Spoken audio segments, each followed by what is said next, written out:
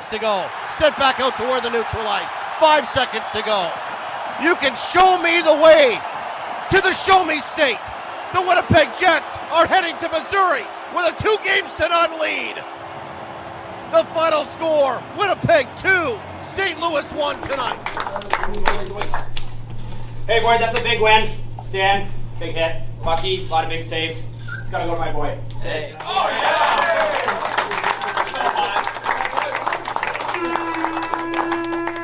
Great job tonight, boys. We're gonna stick with it. Obviously, it was pretty tight checking, but we came together in the third and we're ready to go. Way to lock it down at the end too. Great job. Right over Michigan. We'll come break.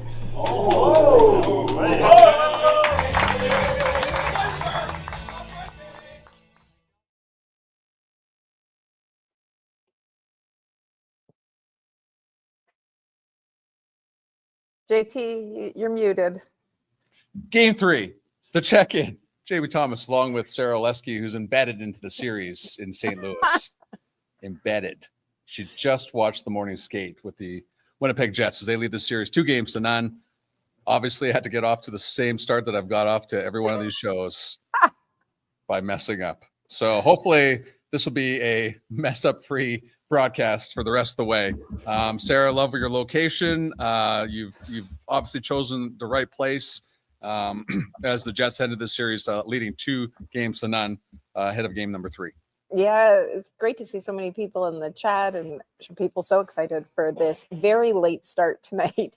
The Jets are just coming off the ice right now here in St. Louis. They had the late ice time this morning because of the 8:30 Central start. So I hope everybody's going to load up on coffee because while it's not quite the Pacific time zone start times that we've had to endure throughout the regular season at times, it will be a late one here tonight. But looking forward to this one and a busy next 30 minutes, JT, as we get everybody ready for this game this evening. Yeah, we're going to hear about Logan Stanley, who had one of the biggest hits we've seen in quite some time in game number 2 of that series and the effect it had and how well he's played so far. Also look into how well the Jets have played away from home. They've been a great home team, but they're one of the best team, if not the best road team this season. We'll hear about that. And, of course, we've got a very impressive guest list for you for the third edition of this playoff show. We're going to bring in Colby Armstrong from Sportsnet and TNT fame at 12:40. Then at 12:50, Mike Rupp, Stanley Cup champion and NHL Network analyst, joining us up at 12:50. So lots to hear from those two gentlemen, as I'm sure both of them, who are extremely physical in their day, have probably enjoyed the physicality in this series so far. Yeah, absolutely. You know, you mentioned that Logan Stanley hit, which everybody was talking about, not only in Winnipeg after game 2, but when you listen throughout various media scrums, whether you listen to podcasts, everybody is talking about it. I sent you a text this morning and you said that I was listening to the Cam and Strick podcast. We've had them on the show before, and the line that they used was, "That's an I stole part of your soul" hit. So everybody loving to be able to see what Logan Stanley did and was able to contribute, and credit to Jordan Kyrou for being able to get up and continue playing after a hit like that. But overall, when you think of these first 2 games now in the books, obviously the Jets getting the 2 wins, playing, they've been tight games, but the Jets have been able to execute the way that they have wanted to. What is it that stood out to you most so far, JT? Well, I think we kind of already touched on it a little bit, Sara, and I think this is probably obvious to, not so much obvious to everybody, but people that have watched, have watched all the series pretty much, have talked about the physicality of this series. It has been nuts. I don't think it's something you can keep up. Certainly, St. Louis has tried to set the tone physically with the Winnipeg Jets, who obviously are a much deeper team on both the blue line and up front, and of course in goal as well. But they're trying to set the tone physically that way. So I'm trying to see, will that continue tonight? But man, it's been fun because there's been some massive hits from both sides so far through those first 2 games of the series, and it's been extremely enjoyable and highly entertaining. And I really hope it continues here again tonight for game 3. Yeah, I think that's been one of the biggest takeaways, as well as just how entertaining the first 2 games have been, which certainly I think that we're in store for another great game here tonight. All indications would be. I think the crowd will be very much into it. St. Louis always has a very passionate fan base, especially when you look at the postseason. No whiteout sort of crowd in terms of that atmosphere, but they certainly like to bring it as well. But you mentioned the physicality. Let's hear about that clip regarding the play of Logan Stanley in Game 2. He's been just improving each and every day, and he's done a great job. Not chasing hits, but taking the hits when they're there and being heavy and using his size to his advantage down low and in front of the net. And then on top of that, I think he's moving the puck pretty efficiently as well. So yeah, there's definitely some growth there for sure. And yeah, I mean, I've been in similar situations earlier on in my career too, where there's adversity and you're trying to find yourself a little bit and gain a little confidence and trust. And he's doing a great job right now. Just curious, in a game like that's physical, hard and heavy, to have a pairing of Stanley and Shen deliver the way that they did physically, how much of an advantage is that in a series? We have a pair that kind of plays similar to one another and executes like that. Yeah, I mean, those are two intimidating guys out there, and when we got Luke there, and it's the same with Stan. We want people to go the long way around to get to our net front, and if they're going in the corners to get pucks, we want to make sure that they know that it's not going to be an easy ride. But that's everybody. I don't, those two, they obviously jump out at you, especially with a couple of big hits. That hit was just so unbelievable, and I don't think we can give enough credit to Luke Shen, because it seems like he's the right guy to play with Logan Stanley. And he just touched on him there's similarities between the two of them in their careers, and I don't think it's just a blessing to have someone of Luke Shen's experience to play with Logan, conversations on and off the ice, and certainly away from the rink as well. So it's been a great pairing, and I don't think you'd ask anything better for your 5-6 defense pairing. No, absolutely not. I just think, also just the calmness that Luke Shen's brought, period, to the team, and it is great to see. One of the things that's really stood out to me has been the Jets' ability to limit the Blues 5-on-5. They have just 1 out of their 4 goals have been at 5-on-5, and you look at even the opportunities that the Blues have not been able to generate. I think that really stands out, because there was so much talk going into this series about the way that the Blues have played post 4 Nations, highest scoring team that stretch. We know what that Blues team has been able to do, whether it be during that 12-game winning streak or beyond. So to be able to really limit their opportunities, I think has been great to see from a Jets perspective, and it's one of the things that certainly stood out to me. But let's get people going. Let's get people going about today. So let's take a look at lines, because as I mentioned, the the morning skate has just concluded. I can still hear a few guys on the ice right now, but no surprise. I think that the Scott Arniel looks to be going with the exact same lineup that he's seen for games 1 and 2. If it's not broke, why fix it? Exactly. So that is what we're expecting to see. Gabriel Velarde out on the ice again today, still in that non-contact jersey, though, for people that are looking for their daily Gabe update. And as Scott Arniel said before the team left yesterday, Nikolai Ehlers not on this trip with the team. So obviously not an option for games 3 or 4. Well, the one thing we just talked about the top of the show, everybody, before we bring in Colby Armstrong, the Jets have been a great road team this year. And the question, of course, was asked, the Jets have had success at Enterprise Center. They won 2 of their 3 games in that 2019 playoff series with the Blues. They won both games there this year. Why are the Jets so effective on the road? Let's start with Josh Morrissey.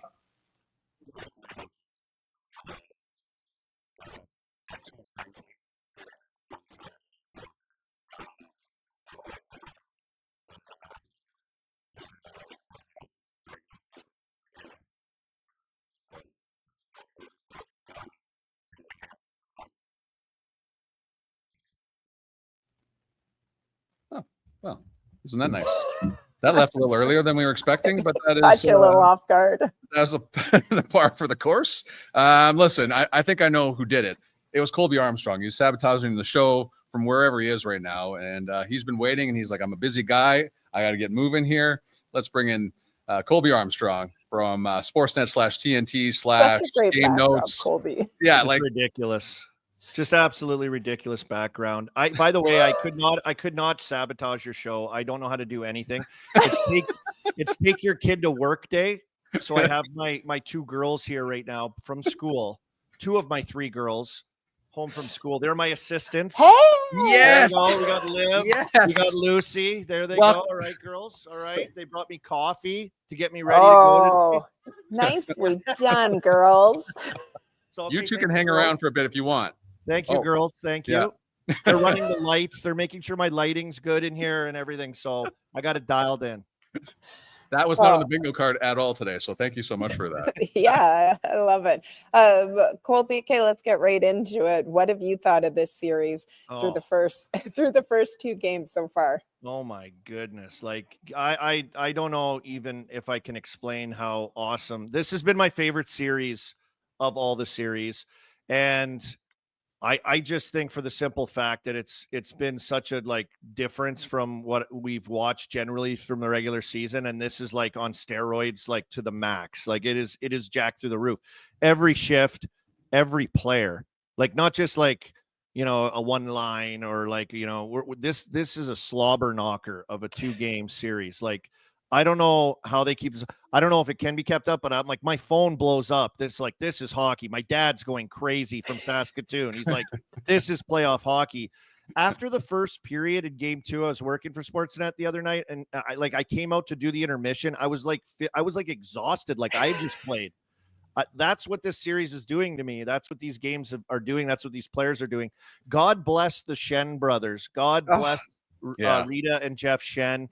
I saw they were getting some TV time there in the barn the other day. Saskatoon boys, my friends, but they are going at it. They're going at each other. Like I know. some monster hits. And this game is this series is you got a battle for every inch. And it's been amazing to watch so far. I can't wait for the next game. Yeah, like so here's my next question. You kind of touched on it a little bit, Colby, is like can they keep this up? Like I think St. Louis slowed down a little bit after the first period in both games 1 and 2, but can you keep hitting at this pace through a 7 or, you know, hopefully at this point for the Jets for a 4-game series? Oh my God. I don't think they even kept it up totally all game 2. I thought the first period was insane, and then it kind of fizzled down a little bit. Not much, a little bit. I think it's hard to you know, keep that pace up. There's no question. Like these guys are going to be through it. Whoever comes out the other side of this right now, Jets in a commanding lead. Well, they get home ice. You know, you go into St. Louis, it's not in trouble till you lose at home. I know, but these games are tight. They're close, and I think the physicality is the main thing right now for like attrition of war. Almost, it's like who can withstand this. Both teams are built pretty good for it. Which lends itself to the 2 games being so good so far. But I think like in my mind, I'm like, this has to be a hard to keep up. Like, you know, playing a physical game like that, like Schenner was hunting Braden when he rocked Lowry, and then Stanley just absolutely like put Kyrou on his head. Like those aren't just like little, those are huge hits, and the guys just get up and keep going. They're feeling that though. Like this has been a really hard 2 games even. We're just not even like we're just getting started. Yeah, maybe these 2-day breaks aren't necessarily a bad thing given how physical it is. Do you want to ask you, Colby? So we mentioned earlier that St. Louis has only won 5-on-5 goals so far, and Jim Montgomery has talked about how basically Mark Scheifele and Kyle Connor are getting down low too often on the Blues, and obviously with their game-winning goals have been able to be so productive, and the Blues aren't getting to the blue paint enough when it comes to the Jets end. How does St. Louis change that going into game 3 and game 4? First of all, I got to talk about you. I'm glad you brought up Scheifele has been a beast. Like, yeah, I don't know if people around the NHL like put him in the category of beast.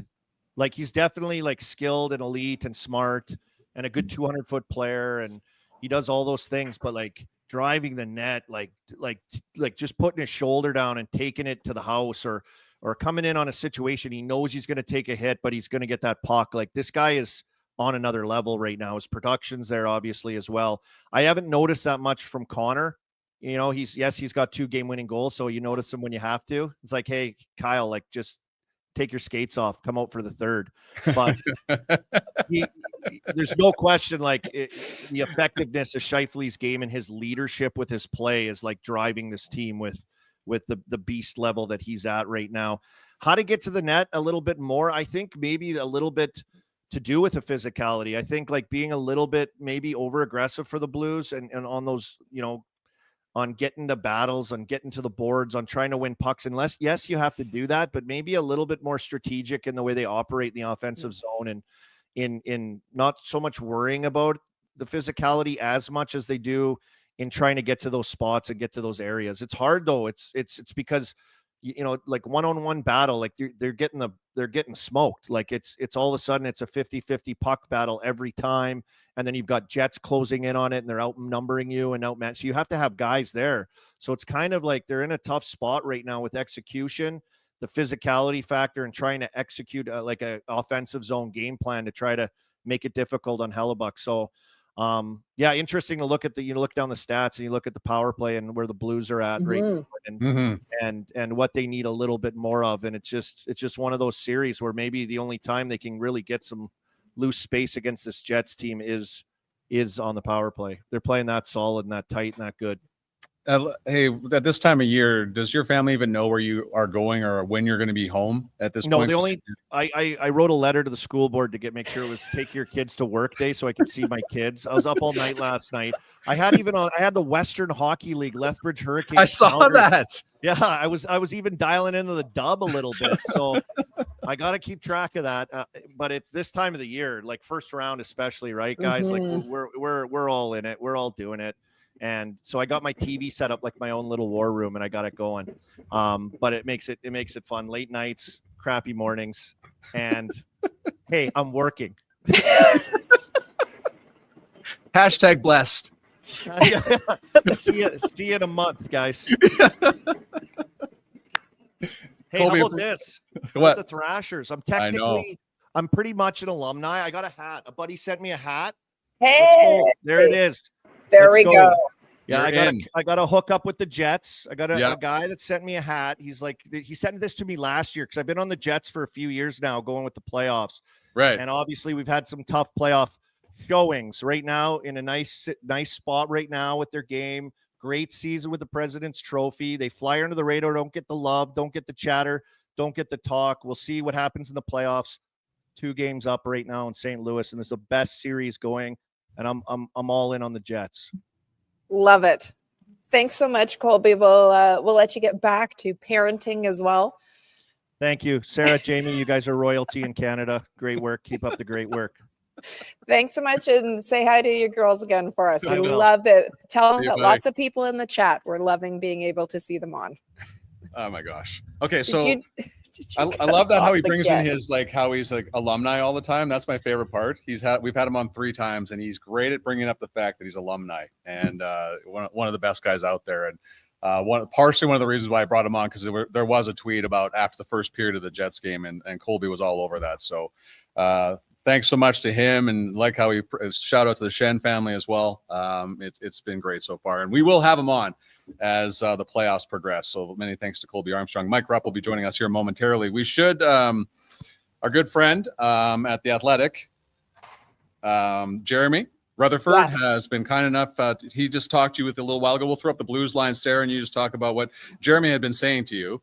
Yeah, so just taking a look at what the changes are that could be seeing. Now, if you remember that the Blues last game decided to go 11-7, Jim Montgomery, when he spoke to the media, said that he wasn't going to reveal what he was going to do. But based on the line rushes this morning, it looks like he's going back to 12-6. But you take a look at who the extras are. So making some changes on the third line as well. And then also it's really the D pairing in particular that stands out. So Ryan Suter looks like he could be a healthy scratch tonight. When I asked Jeremy if he was surprised by that, 'cause obviously Jeremy is so embedded with the Blues so much, he said very much so, that Suter had played all 82 of the regular season games. We know the experience that he has, and he has more games played than any active NHLer right now, I believe, without having won a Stanley Cup. And And so it looks like they could be making some changes to the lineup. I know that one thing that Jim Montgomery had said going into this was that, our net hunger needs to increase. We need to find another level when we get home. And while he did say that he liked what he saw from the 11-7, it looks like we could be seeing some changes to the Blues lineup as they try to avoid going down 3-0 in this season series.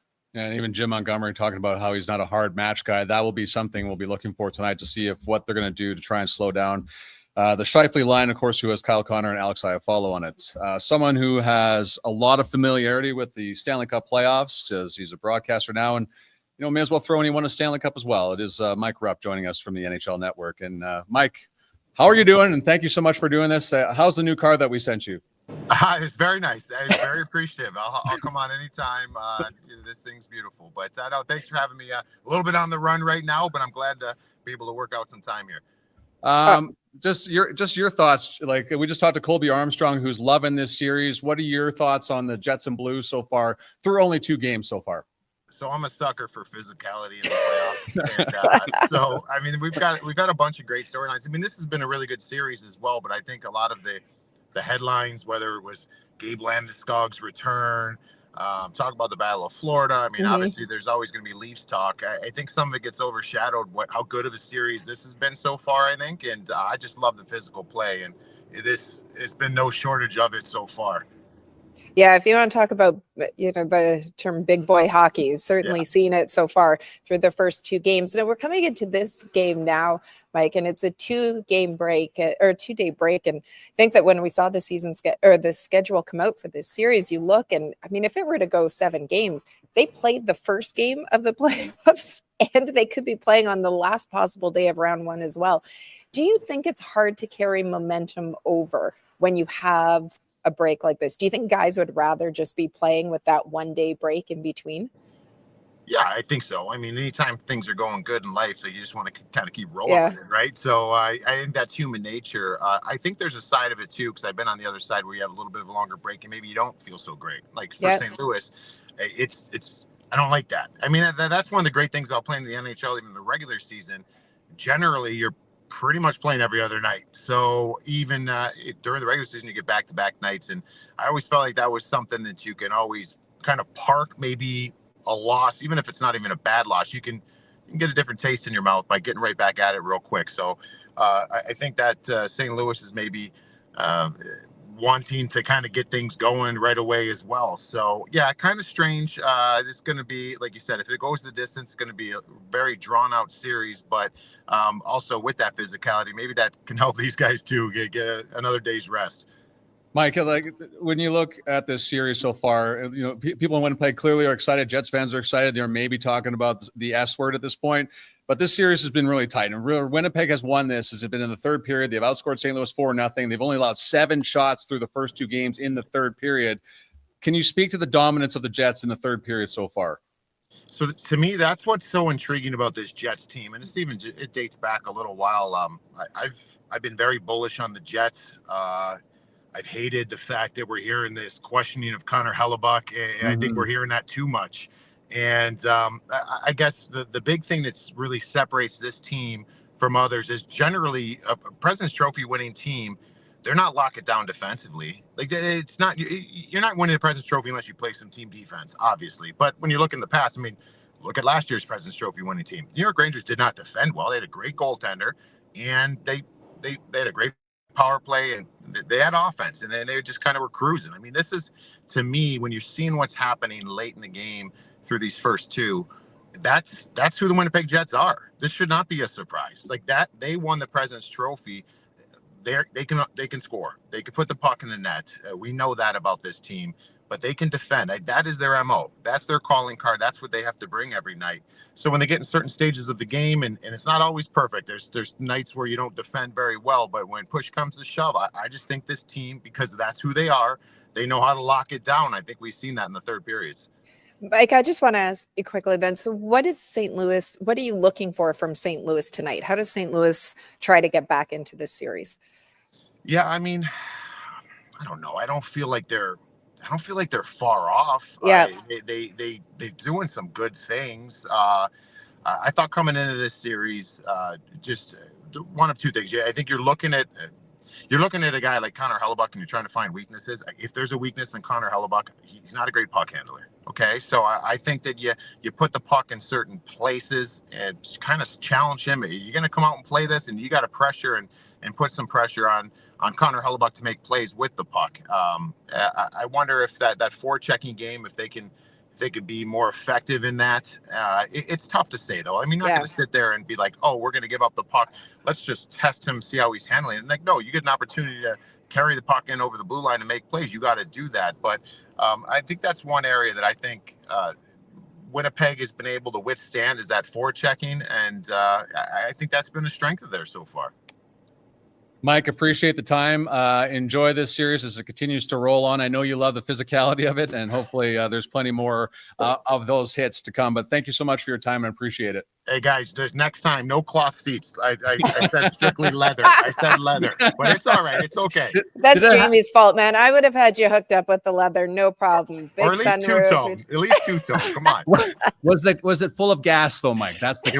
It was. Yes. Thank you for that. I appreciate that. that. Take care of that stuff. So All right. Thank you so much. All the best, Thanks, Mike. See you later. That's Mike Rupp joining us. I love that stuff. Yes. Yeah, it's two great guests.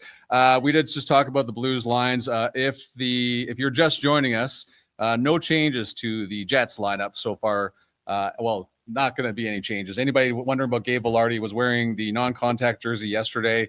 To me, and from the conversations that Scott Arniel has been consistent with, is until the jersey color changes, we're not really going to talk about Gabe Vilardi, which is totally fair. So, and But they people do have, still ask, so that's why we're updating. Yeah, totally. And they have ice tomorrow. They have ice on Saturday. Of course, game 4 is going to be on Sunday at 12. So I would think with Gabe Vilardi and going off past history, he's going to have to get a full practice in the contact jersey before I think the Jets even think about putting him in at this point, especially with the 2-0 series lead. Yeah, I think, look, there's a lot of storylines going into this game as we switch over to St. Louis. They had the full morning skate going on. I think that availability has just wrapped up, but as you mentioned, no changes. But you look at Mark Scheifele, the way that he has led this team, I think that he has elevated his game. You and I have talked before about the 2018 Mark Scheifele and how he put everybody on notice. I think that he has brought his game up through these first two games again, has everybody talking about it. If there's an area that the Jets will look to continue to clean up, it is their penalty kill. Mm-hmm. That is an area that, I mean, as we mentioned, only one goal so far for the Blues at 5-on-5. They've been able, when they have beat Connor Hellebuck, it has been on the power play, but this is a team that has been able to stick to its structure. What is it that you're looking for tonight, to Jamie, as we go into game 3 here? Again, it is a late start. It's an 8:30 Central start tonight. Yeah, like how does, like, we were just talking about a little bit earlier, like the matchup game, will they try and go hard to try and slow down Connor and Scheifele, who are just as effective on the road as they have been at home this year? That will play a large role in this too. But what I want to see now, I didn't think the second and third lines were as effective as they had been in game number 1. So if the Scheifele line does get contained tonight, now you're going to start to lean on the Nemestikov and Lowry lines for some offense. So you've got a goal from your fourth line so far in this series, but I've been looking for a little bit more, and a not critical part of it, just a little bit more offense from the second and third lines in tonight. Yeah, I'm looking to see whether or not they're able to continue to contain St. Louis at that 5-on-5, especially now that that the series has switched to here in St. Louis, that Jim Montgomery, as you mentioned, is not big, he says, on doing a hard matchup, but is he able to use that to his benefit of being able to get the matchups that he's looking for as well? And look, the third period, we have talked about how you mentioned with Mike about how they've been able to win that third period battle. Well, post 4 Nations, the Blues were 18-1 when tied or leading after 2. The one loss came to Winnipeg. Is that something that they are able to clean up on their end? Is it, or be more effective with on their end? Are the Jets able to continue to find that way that we have seen so often this season, that when they stick to their structure, it doesn't matter how the game is going? And are they able to pull out another win here tonight and make it 3-0? What a start it would be to, obviously, to this series. This is a game that if you're a St. Louis Blues fan, this is a game that St. Louis needs to win. If you're a Jets fan, how great would it be if you were able to go up 3-0 and be able to take one away on the road? Yeah, before we go, Sarah, of course, the winner of this series will play the winner of Dallas, Colorado, and of course, Dallas shocking the world last night in Denver, winning that game 2-1 to take a 2-1 series lead. Gabriel Landeskog, though, making his return after over 1,000 days away from the game. That was truly the big story last night in the NHL playoffs. Yeah, it was so great to see.